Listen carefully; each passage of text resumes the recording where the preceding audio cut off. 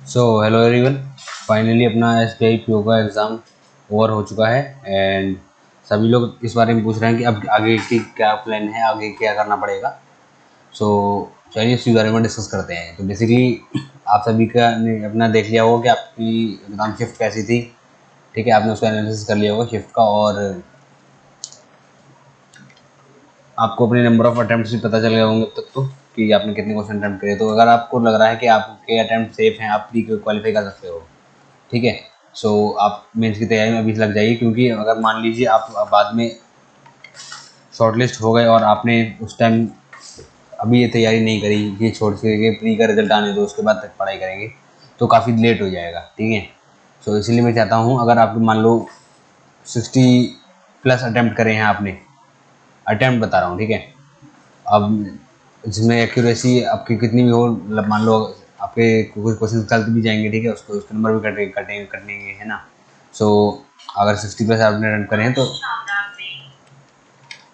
सो तब तक बहुत लेट हो जाएगा, वही मैं बता रहा था। तो अब ये क्या स्ट्रेटेजी है मेरा भी, देखो मैंने अपने अटेम्प्ट वगैरह बता रखा है, मैंने पूरा एनालिसिस दे दिया है कि कैसा मेरा एग्जाम गया है। ठीक है, सो अब मैं मेंस की तैयारी स्टार्ट कर रहा हूँ आज से ही, और ये मेरा पहला एग्जाम था SBI PO का। ठीक है, तो ये मेरा ठीक गया है। अब मैं मेंस की तैयारी के लिए मेरी स्ट्रेटेजी देख लो, पहले तो देख लो मेंस का सिलेबस एक बार आपको अच्छे से पता होना चाहिए। सिलेबस में आपको ये देखना है कि जैसे कि अपना देखो प्री तो मान लो अगर क्लियर हो जा रहा है तो प्री को तो मत देखो। ठीक है, इधर देखो मेंस वाला। तो इसमें रीजनिंग 4 सब्जेक्ट है, देखो रीजनिंग, DI, GK और इंग्लिश। DI में बेसिकली सिर्फ DI आएगी, मैथ्स में अरिथमेटिक नहीं आएगी बेसिकली। ठीक है, ओनली DI है। और रीजनिंग में थोड़ा सा कंप्यूटर के क्वेश्चंस भी आएंगे, तो कंप्यूटर भी पढ़ना पड़ेगा। तो चलिए अभी देखते हैं। तो पहले रीजनिंग के आएंगे कितने क्वेश्चन, 40। ठीक है, मैथ्स के आएंगे 30 क्वेश्चन, GK के आएंगे 50 क्वेश्चन, और जो है अपना, सॉरी ये उन्होंने गलत लिख दिया है, GK के 50 नहीं 60 क्वेश्चन आएंगे, और इंग्लिश के आएंगे 35 भी नहीं आएंगे, इंग्लिश के आएंगे भाई 20 क्वेश्चन। ये इसने गलत लिख दिया है क्या? एक बार मैं क्रॉस वेरीफाई कर लेता हूँ। ठीक है, ये मैंने जो सुबह अलग देखा था उसमें अलग था, और जो बता रहा है वो अलग है। तो एक बार कंफर्म कर लेते हैं भाई।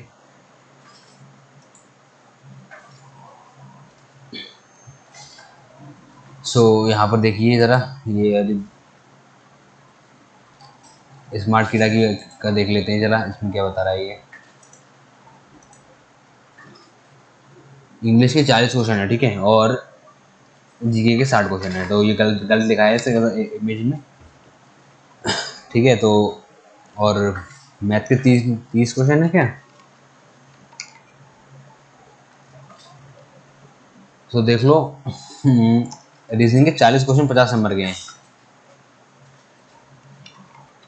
सो यहाँ पे एकदम सही लिखा है। ठीक है, हाँ, तो रीजनिंग के 40 क्वेश्चन 60 नंबर के, ठीक है। एक क्वेश्चन कितने नंबर का हुआ? 1.5 नंबर का। ठीक है, इंग्लिश का एक क्वेश्चन 0.5 नंबर का है, यानी कि 0.5 नंबर का। DI मैथ का एक क्वेश्चन 2 नंबर का है, और GK का एक क्वेश्चन 1 नंबर का। तो सबसे ज़्यादा हाई वेटेज किसका है भाई? मैथ का सबसे ज़्यादा वेटेज, क्योंकि मैथ के अगर आपने 10 सवाल भी ठीक कर दी ना तो आपको 20 नंबर मिलेंगे, और वहीं अगर आपने इंग्लिश के 10 सवाल किए तो आपको 5 नंबर मिलेंगे। तो देख लो भाई कितने 15 नंबर का फ़र्क आ रहा है। सो हमें सबसे ज़्यादा ध्यान किस पर देना है? सबसे ज़्यादा ध्यान देना है हमें मेंस के लिए इंग्लिश पे। देखो किसी की इंग्लिश बहुत अच्छी है तो मेंस में ज़रूरी नहीं वो सिलेक्शन ले ले, क्योंकि इंग्लिश के सिर्फ 20 ही नंबर वेटेज। तो मेंस के लिए आपको जो है मैथ में और रीजनिंग में कमांड करनी पड़ेगी। तो बेसिकली DI में सबसे ज़्यादा हमें ध्यान देना है, अपना रीजनिंग में ध्यान देना है। रीजनिंग और DI में अभी तक हमने प्री लेवल का पढ़ा था, अब हमें मेंस लेवल का पढ़ना है। तो हमें मेंस लेवल की पजल की प्रैक्टिस करनी है। ठीक है, पजल की प्रैक्टिस करके जानी है क्योंकि दबा के, क्योंकि इस बार हमने देखा प्री में ही 40 में से 37 क्वेश्चन,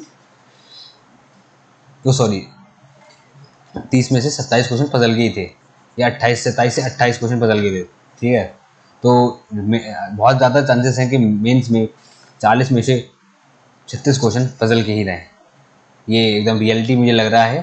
ठीक है, बहुत ज़्यादा चांसेस है, तो इसलिए हमें कोशिश करना है कि पजल पे सबसे ज़्यादा ध्यान देना है। बाकी मिसलिनियस चैप्टर हैं जो हमारे alphabet test, coding, decoding, blood relation, उन पर भी पढ़ना है, वो भी है ना। बट पजल पे कुछ अलग ही ज़्यादा फोकस करना है। और मैथ के बारे में अगर बात करूँ तो मैथ में भी बहुत ज़्यादा हमें पजल्स DI मतलब देखनी है उसमें। अब इंग्लिश के बारे में बात करें तो इंग्लिश में भी कुछ नया नहीं पढ़ना है, जो प्री लेवल का पढ़ा था वही सारे चैप्टर मेंस में है, बस उनका लेवल बढ़ गया है।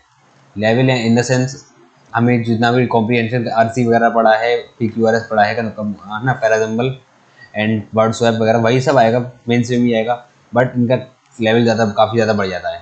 जब वहीं अब आप प्री में अगर आपका कॉम्प्रीहेंशन जो है इतना बड़ा आता है तो मेंस में वही दुगना हो जाता है, ठीक है। सो प्रैक्टिस करके जानी दबा के, ताकि जो है वहाँ पर एग्ज़ाम के टाइम पे हमें दिक्कत ना आए, जो दिक्कत आनी है यहाँ पर आ जाए पर वहाँ ना आए, ठीक है। तो और जीके के बारे में कहूँ तो जीके 60 क्वेश्चन है, 60 नंबर के हैं।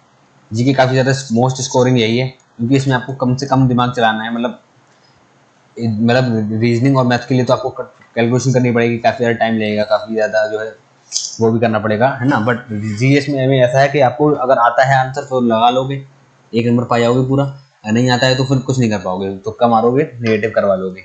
सो इसीलिए यही बेहतर रहेगा कि जीएस में आप फोकस करें, क्योंकि जीएस में अगर मान लो किसी ने बहुत ही अच्छे से पढ़ ली, जीएस में पढ़ना कुछ नहीं है। अभी से 6 महीने पुरानी, यानी कि मान लो फरवरी से अभी अगस्त तक की करंट अफेयर किसी ने पढ़ ली ना, तो भाई उसका जीएस में इसे हो जाएगा। बस अभी क्या आ रहा है इस साल, कुछ साल से सिर्फ करंट अफेयर ही पूछ रहा है जीएस के नाम पे, वो जो अपना बैंकिंग फाइनेंशियल लिटरेसी था, लाइक रेपो रेट और बाकी सारी चीज़ें, वो सब नहीं पूछ रहा है। तो सबसे ज़्यादा फोकस हमें मेरी जो स्ट्रेटजी मैं क्या करने वाला हूँ मैं अपना बताता हूँ। मैं सबसे ज़्यादा ध्यान दूंगा अपने हिसाब से, फर्स्ट पे ज़्यादा प्रिपरेशन जाएगा मेरा DI पे, ठीक है। DI में एटलीस्ट 30 में से लगभग 15 सवाल तो कर ही दो, इतने का टारगेट बना के चलो।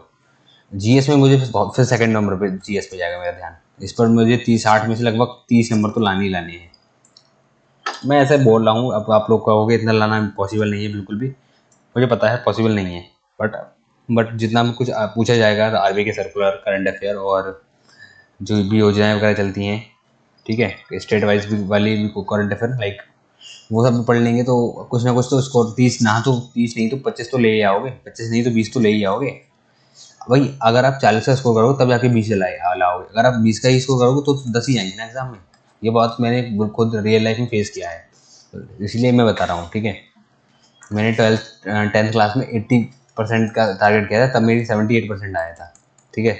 अगर वही मैं 85 का करता तो मेरा 80% आ जाता, ये इसलिए तब से मेरा सारा एक्सपीरियंस है, तो भाई उसी के बेसिस पे मैं बोल रहा हूँ। और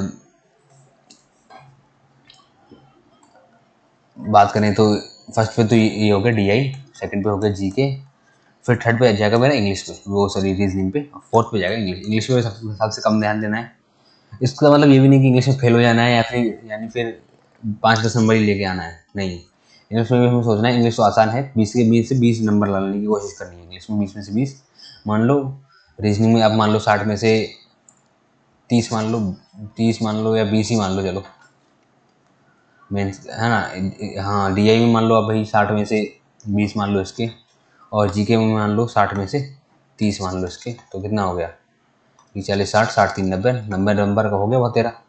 90 नंबर 200 में से यार मोर देन लगभग 50%, 45% मान सकते हो, तो ये बहुत तेरा है भाई, इतने में आराम से सिलेक्शन हो जाएगा आपका।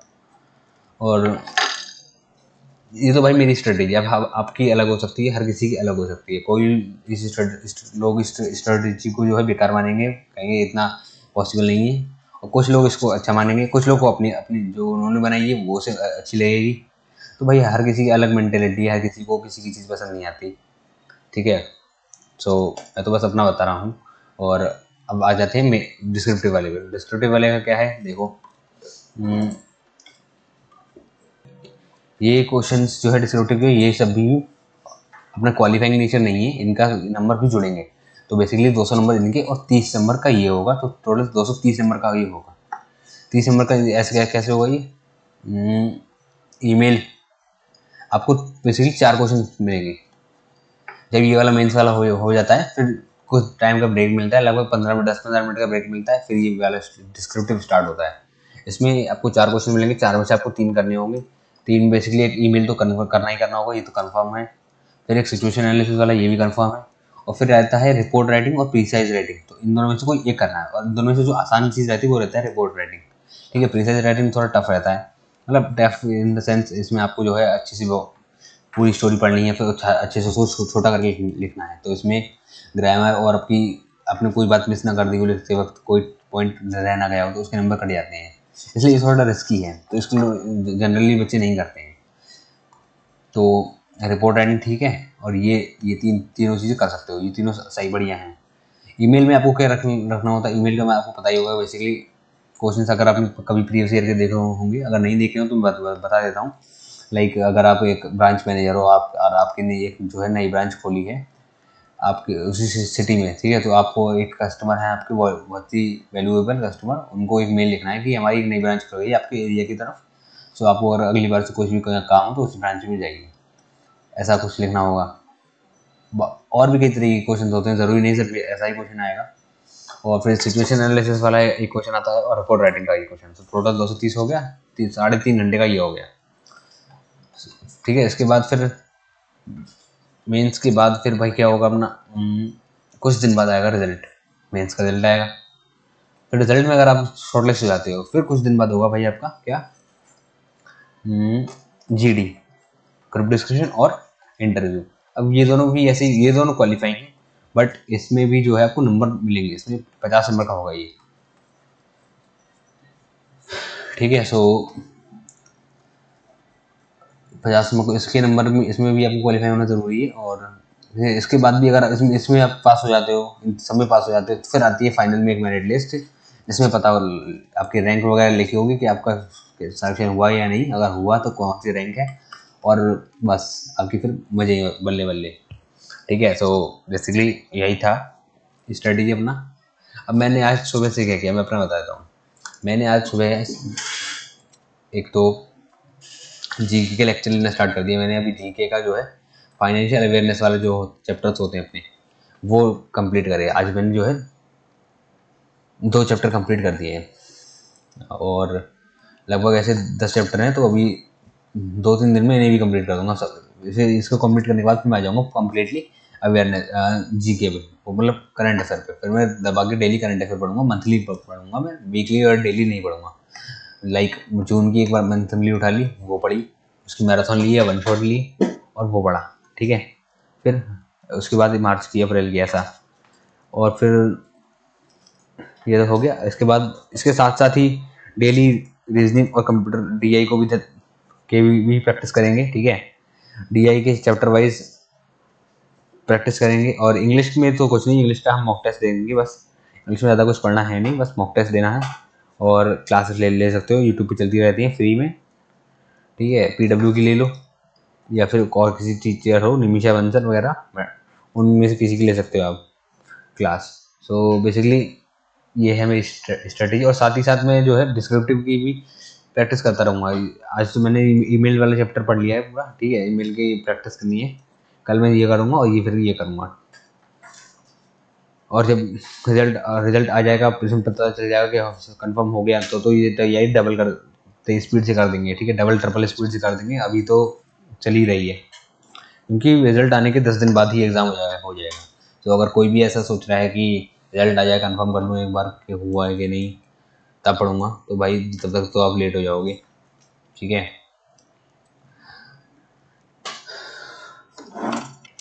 और भाई उन लोगों से भी एक बहुत बड़ी बात कहनी है कि जिन लोगों का प्री अच्छा नहीं गया, जिन लोगों का ये एग्ज़ाम अच्छा नहीं गया, 50 से कम अटेम्प्ट हो पाए हैं, या पहली बार फ्रेशर्स हैं जिनका लग रहा है कि प्री क्लियर नहीं होगा, सो भाई वो निराश ना हो। लगभग 15-20 दिन बाद आपका IBPS PO का एग्ज़ाम है। आपकी ये तैयारी अभी हल्की नहीं पड़नी चाहिए, जितनी तैयारी है उसी स्पीड से अब डेली IBPS PO के मौके दो। ठीक है, डेली इसके लिए पढ़ो। उसमें नहीं हुआ तो इसमें बहुत ही ज़्यादा चांसेस है होने के, क्योंकि इसकी कट ऑफ भी उससे कम जाती है, इसमें वैकेंसी भी उससे ज़्यादा रहती है, इसमें एग्ज़ाम भी इसका थोड़ा उससे ईजी आता है SBI वाले से, तो इसमें बहुत ही ज़्यादा हाई चांसेस हैं। तो इसलिए मैं भी देखो इसकी प्रैक्टिस भी करूँगा डेली। IBPS PO का मॉक भी देना है मुझे, डेली एक दे दो सफिशिएंट है, और बाकी फिर मेंस की तैयारी भी करनी है मुझे, क्योंकि मेरा कंफर्म नहीं है कि भाई SBI में होगा भी या नहीं। तो जब तक 100% श्योर हूँ नहीं, तब तक मैं अपना रिस्क भी नहीं लूँगा, इसलिए मैं इसकी भी तैयारी करूँगा और उसकी भी तैयारी करूँगा। ठीक है, तो ये बेस्ट स्ट्रेटजी मेरे हिसाब से रहेगी। सो ये मैंने स्ट्रेटजी आपको बताई, आपको ये कैसी लगी, अच्छी लगी हो तो ये बताना अपनी राय कमेंट में मुझे, ठीक है। एंड अगर अभी भी कोई डाउट हो आपको तो भाई पूछ सकते हो कमेंट में, और टेलीग्राम ग्रुप से ज्वाइन हो जाना। बाकी अगर आपको ये स्ट्रेटजी अच्छी लगी हो तो लाइक करना, नहीं अच्छी लगी हो तो भी बताना कमेंट में, ठीक है। और अपना आपका एग्ज़ाम कैसा गया, एग्ज़ाम में आपने कितने अटेम्प्ट किए, कौन सी शिफ्ट थी, वो सब कमेंट में बताना भाई, ठीक है। चैनल को सब्सक्राइब कर लीजिए ऐसी अपडेट्स के लिए। मिलते हैं नेक्स्ट वीडियो में।